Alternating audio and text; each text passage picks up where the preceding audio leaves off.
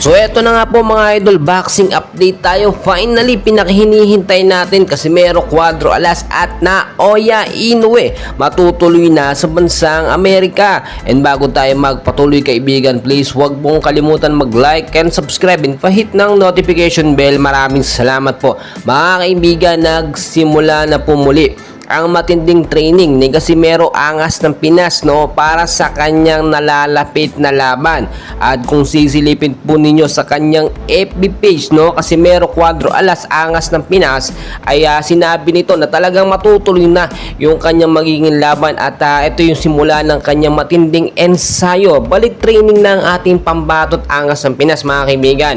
Ang tinutukoy ko po dito na kanyang mga kalaban ay walang iba kundi eto nga po si Naoya Inoue. And finally okay na, sumang-ayon na po ang kampo ni Inoue na lalaban na sila sa bansang Amerika.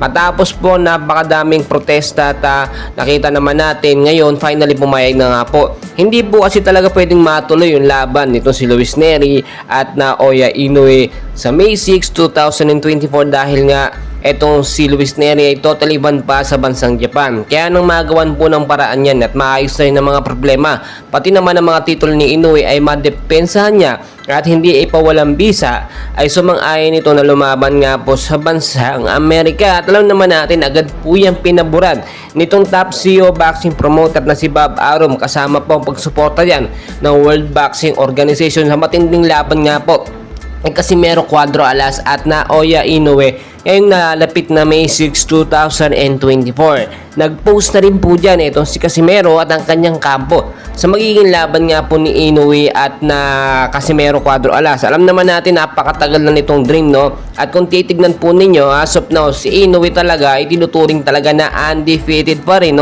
at halimaw ng Japan. Tignan nyo mabuti mga kaibigan, sinabi ni Casimero Cuadro Alas, si halimaw ng Japan Naoya Inoue. Ito naman si Casimero, tagatapos o tagapatay ng halimaw ng Japan na si Naoya Inoue. Ibig sabihin lamang yung pagbibigay nila ng atensyon sa bawat isa, indikasyon lang sa nalapit na laban nga po ngayong 2024. At kung sakasakali nga po hindi ito matuloy by May 6, 2024 dahil nakaschedule sana yan kay Luis Nery, pwede yan i-adjust sa ibang mga buwan ngayong 2024. Marami ang pumupusta na ngayon dito kay Casimero dahil alam naman natin na Angas ng Pinas hindi po yan basta-basta magpapatalo at wala pong magiging bentang laban sa magiging laban ila.